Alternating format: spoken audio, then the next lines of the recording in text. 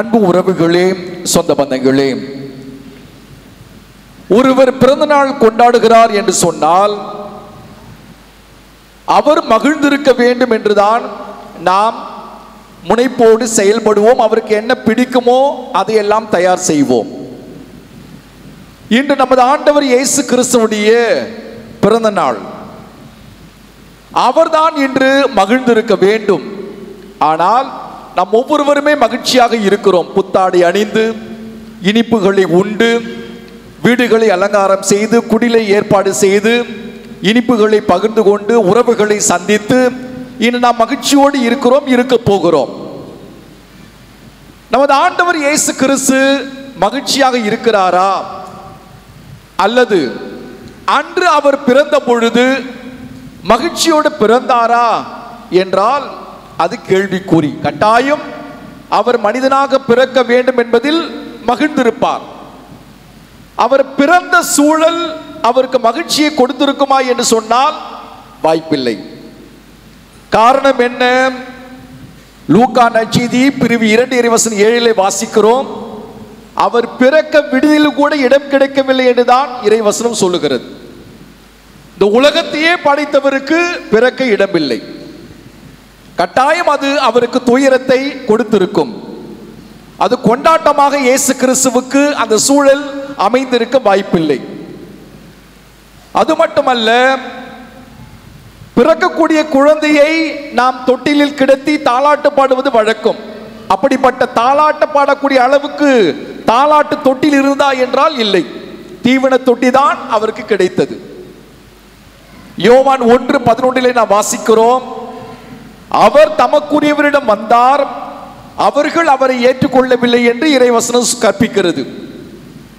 பிறந்த இயேசு கிறிஸ்துவை மக்கள் ஏற்றுக்கொள்ளாத நிலையை கூட கட்டாயம் அவருக்கு வருத்தத்தை கொடுத்திருக்கும். பிறந்த உடனேயே கொலை செய்ய திட்டம் தீட்டப்படுகிறது. ஏரோது மத்தேயு நற்செய்தி பிரிவு 2 இறைவசனம் 13 வாசிக்கிறோம், குழந்தை இயேசுவை கொலை செய்வதற்காக திட்டம் தீட்டுவதை இறைவசனம் சொல்லிக் கொடுக்கிறது. இப்படி பிறக்கிற பொழுதே இயேசுவுக்கு சூழல் எதிராக அமைந்திருக்கிறது. அது அவருக்கு கொண்டாட்டமா திண்டாட்டமா என்றால் கட்டாயம் இயேசு கிறிஸ்துவுக்கு அப்பொழுது திண்டாட்டமாகத்தான் இருந்திருக்கும், வருத்தமாகத்தான் இருந்திருக்கும். அன்றும் இயேசு மகிழ்ந்திருக்கவில்லை. அவருடைய பிறப்பு சூழல் மகிழ்ச்சியான சூழலாக இல்லை. ஒவ்வொரு ஆண்டும் அவருடைய பிறப்பை நாம் கொண்டாடி கொண்டிருக்கிறோம். இந்த கொண்டாட்டமாவது இயேசுவுக்கு மகிழ்ச்சியான ஒரு கொண்டாட்டமாக இருக்குமா என்றால் அது கேள்விக்குரிய. நாம் எவ்வாறு பிறந்த நாளை கொண்டாடக்கூடிய ஒரு நபரை அவருக்கு பிடித்ததை கொடுத்து மகிழ்விப்போமோ அதுபோல இயேசு இன்று மகிழ்ந்திருக்க வேண்டும் என்று சொன்னால் அவருக்கு என்ன பிடிக்குமோ அது கொடுத்தால் கட்டாயம் அவர் மகிழ்ந்திருப்பார், மகிழ்ச்சியாக இருப்பார். இந்த கொண்டாட்டம் இயேசுக்கு மகிழ்ச்சியான கொண்டாட்டமாக அமையும். என்னவெல்லாம் செய்தால் இயேசு மகிழ்ச்சியாக இருப்பார், இயேசுவுக்கு பிடித்திருக்கும் என்று பார்த்தால் விவிலியத்தை அலசி பார்க்கிற பொழுது 5 வழிமுறைகளை இறைவசனம் நமக்கு கொடுக்கிறது, எப்படியெல்லாம் இயேசுவை மகிழ்விக்கலாம் என்று சொல்லி. 1, திருப்பாடல் 147 இறைவசனம் 11 நாம் வாசிக்கிறோம், இறை அச்சமும் உறுதியான நம்பிக்கையும் கடவுளுக்கு மகிழ்ச்சியை அளிக்கும் என்று திருப்பாடல் ஆசிரியர் சொல்லுகிறார். ஆக இறை அச்சத்தோடு நீங்களும் நானும் இருந்தோம் என்று சொன்னால் அது இயேசுவுக்கு மகிழ்ச்சி. நம்முடைய நம்பிக்கை உறுதியான இறை நம்பிக்கையாக இருந்தது என்று சொன்னால் அது கட்டாயம் இயேசுவுக்கு மகிழ்ச்சியை விளைவிக்கும், இயேசுவுக்கு மகிழ்ச்சியை கொடுக்கும். ஆக இறை அச்சமும் இறை நம்பிக்கையும். 3வது விடயம் என்னவென்றால் ஓசையா 6:6 நாம் வாசிக்கிறோம், நான் விரும்புவது இரக்கமே என்று கடவுள் சொல்லுகிறார். கடவுளுடைய விருப்பம் இரக்கம். நீங்களும் நானும் இரக்கத்தோடு பரிவோடு வாழ்ந்தோம் என்று சொன்னால் கட்டாயம் இயேசுவுக்கு அது மகிழ்ச்சியை அளிக்கும். 4வது மீகா 6:8 நாம் வாசிக்கிறோம், தாழ்ச்சியே எனக்கு மகிழ்ச்சி என்று கடவுள் சொல்லுகிறார். நீங்களும் நானும் தாழ்ச்சியோடு பணிவோடு இருந்தோம் என்று சொன்னால் அது கடவுளுக்கு எண்ணிலடங்கா மகிழ்ச்சியை வழங்கும். பெத்லகேமில் இயேசு பிறந்த இடத்திற்கு செல்ல வேண்டும் என்று சொன்னால் நீங்களும் நானும் தலைகுனிந்து ஆக வேண்டும். மத்தேயு 11:24 வாசிக்கிறோம், கனிவும் மனத்தாழ்மையும் உடையவன் நான் என்று இயேசு சொல்லுகிறார். ஆக நீங்களும் நானும் தாட்சியோடு பணிவோடு அடக்கத்தோடு வாழ்ந்தோம் என்று சொன்னால் அது இயேசுவுக்கு மகிழ்ச்சியை அளிக்கும். கடைசியா எபிரேயருக்கு எழுதப்பட்ட திருமுகம் 13:14 நாம் வாசிக்கிறோம், நன்மை செய்வதும் பகிர்ந்து வாழ்வதும் கடவுளுக்கு உகந்தது என்று இறைவசனம் கற்பிக்கிறது. நன்மை செய்வதும் பகிர்ந்து வாழ்வதும். நன்மை செய்தோம் என்று சொன்னால் அது இயேசுவுக்கு மகிழ்ச்சி. நம்மிடம் உள்ளதை பிறரோடு பகிர்ந்து கொண்டோம் என்று சொன்னால் அது இயேசுவுக்கு மகிழ்ச்சியை அளிக்கும். எனவே அன்பு உறவுகளே, இந்த கிறிஸ்து பிறப்பு பெருவிழா இயேசுக்கு மகிழ்ச்சியான விழாவாக அமைய வேண்டும் என்று சொன்னால் இந்த ஐந்தையும் நாம் நடைமுறைப்படுத்துகிற பொழுது, வாழ்கிற பொழுது கட்டாயம் இயேசுவுக்கு இது மகிழ்ச்சியான ஒரு கொண்டாட்டமாக அமையும்.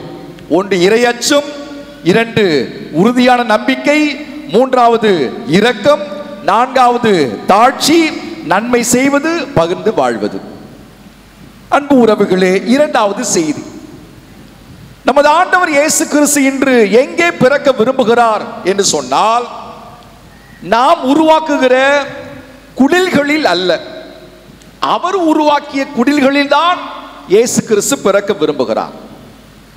நாம நம்முடைய சொந்த வீட்டில் வாழ விரும்புவோமா, வாடகை வீட்டில் வாழ விரும்புவோமா? சொந்த வீட்டில் தான் வாழ நாம் விரும்புவோம். நாமே பார்த்து பார்த்து கட்டி எழுப்பிய சொந்த வீட்டில் தான் வாழ நாம் ஒவ்வொருவரும் விரும்புவோம். அதுபோல நமது ஆண்டவர் இயேசு கிறிஸ்து கூட நாம் கட்டி எழுப்பிய, நாம் உருவாக்கி இருக்கக்கூடிய குடில்களில் பிறக்க விரும்பவில்லை. அது அவருடைய விருப்பம் அல்ல. அது ஒரு வாடகை வீடு போல. ஆனால் அவருடைய சொந்த குடில், அவர் உருவாக்கிய குடில் ஒன்று உண்டு. அது என்ன என்று சொன்னால் நம்முடைய உள்ளம், நீங்களும் நானும் தான். அவர் படைத்த, அவர் உருவாக்கிய இந்த குடிலில் தான் நமது ஆண்டவர் இயேசு கிறிஸ்து பிறக்க விரும்புகிறார். உறவுகளே, சொந்த பந்தங்களே, இயேசு கிறிஸ்து 1000 முறை பெத்லகேமில் பிறந்தாலும் நம்முடைய உள்ளத்தில் பிறக்கவில்லை என்று சொன்னால் எல்லாம் வீண். நமது ஆண்டவர் இயேசு கிறிஸ்து நம்முடைய உள்ளத்திலே பிறக்க இடம் கொடுக்க வேண்டும். நடமாடும் குடில்களாக, வாழும் குடில்களாக நீங்களும் நானும் இருக்க வேண்டும்.